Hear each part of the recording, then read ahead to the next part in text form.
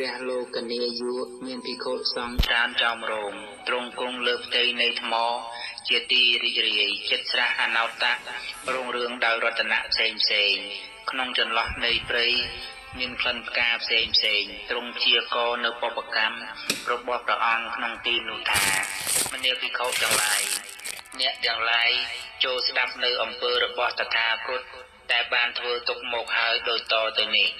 តថាគតបានឃើញនៅភិក្ខុមួយរូបនៅក្នុងព្រៃហើយបានប្រគេនកំណាត់សម្ពុត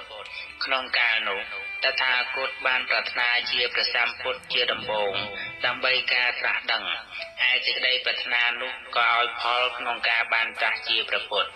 ដោយអំណាចនៃបេឡោតិកម្មក្នុងកាលមុនតថាគតកើតជានាយគោបាលគៀងមេគោទៅកាន់ទីគោចរបានឃើញមេគោកំពុងផឹកទឹកល្អក់ហើយដេញចេញដោយវិបាកនៃកម្មនោះក្នុងបច្ឆមភពនេះតថាគតស្រេកទឹកហើយមិនបានផឹកដោយសេចក្តីប្រាថ្នាកាលភពមុនក្នុងជាតិដតីតថាគតជាអ្នកលេងឈ្មោះពោណាលេ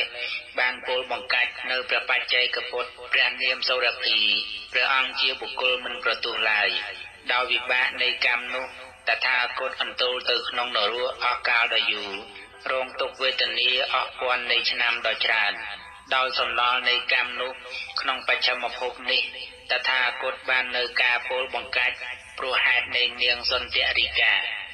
មួយទៀតតថាគតពោលបង្កាច់សាវកឈ្មោះនន្តៈរបស់ព្រះពុទ្ធទ្រង់គ្របសង្កត់នៅសត្វលោកទាំងពួងតថាគតបានអន្ទោលទៅក្នុងនរកអស់កាលដ៏យូរព្រោះការពោលបង្កាច់នៅសាវកនោះតថាគតបានអន្ទោលទៅក្នុងនរកអស់កាលដ៏យូរចំនួន 10000 ឆ្នាំលុះតថាគតបានមកជាមនុស្សក៏បាននៅការពោលបង្កាច់ជាច្រើនដោយសំណល់នៃកម្មនោះនាងចេញចាមានវិការមកពោលបង្កាច់តថាគតក្នុងប្រជុំជនដោយពាក្យមិនពិតតថាគតកើតជាព្រាហ្មណ៍តែងជាអ្នកចេះមុនមានគេធ្វើសក្ការៈបូជាបង្ហាញមុនដល់មនុស្ស500នាក់ក្នុងព្រៃធំឥសីភិមៈបានអភិញ្ញា5មានរិទ្ធច្រើនមកក្នុងទីនោះតថាគតបានឃើញឥសីនោះលោកជាអ្នកមិនប្រទោសនិមន្តមកក៏បានពោលបង្កាច់លំដាប់នោះតថាគតនិយាយនឹងពួកសិស្សថាឥសីនេះជាអ្នកបរិភោគកាមកាលតថាគតនិយាយប្រាប់ហើយពួកមេនុបក៏បានរីករាយតាមលំដាប់នោះមាននុបទាំងអស់ត្រាច់ទៅសូមក្នុងត្រកូលតូចធំនិយាយប្រាប់មហាជនថាឥសីនេះជាអ្នកបរិភោគកាមដោយវិបាកនៃកម្មនោះភិក្ខុទាំងអស់ចំនួន500នេះក៏បាននៅការពោលបង្កាច់ព្រោះហេតុនៃនាងសន្តិរិកា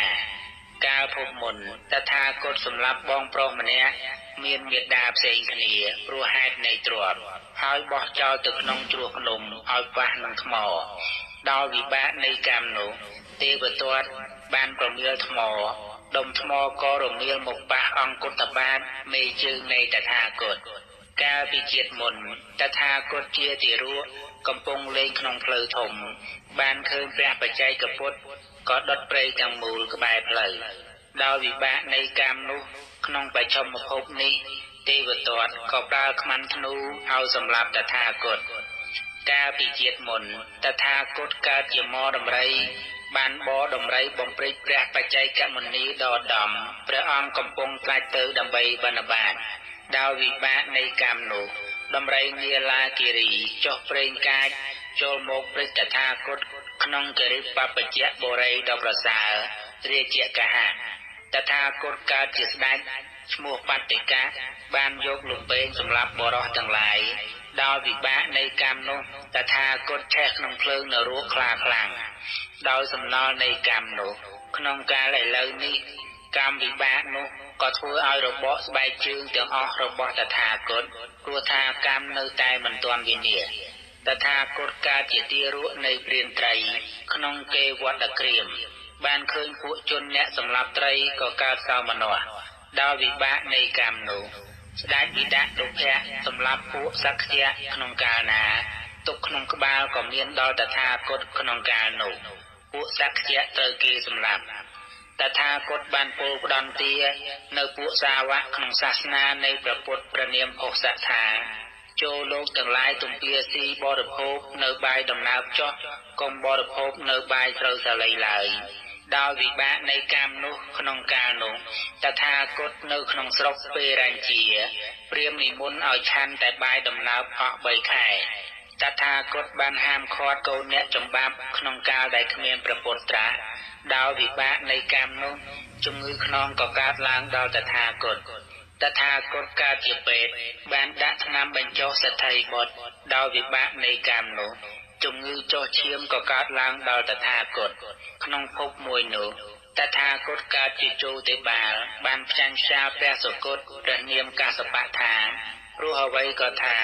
ត្រាស់ដឹងពោធិញ្ញាណជាទីភោរផង់គេរកបានដោយកម្រក្រៃលែងដោយវិបាកនៃកម្មនោះ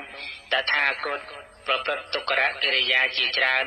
ក្នុងឧរវេលប្រទេសអស់6វស្សាទើបបានត្រាស់ដឹងឡើង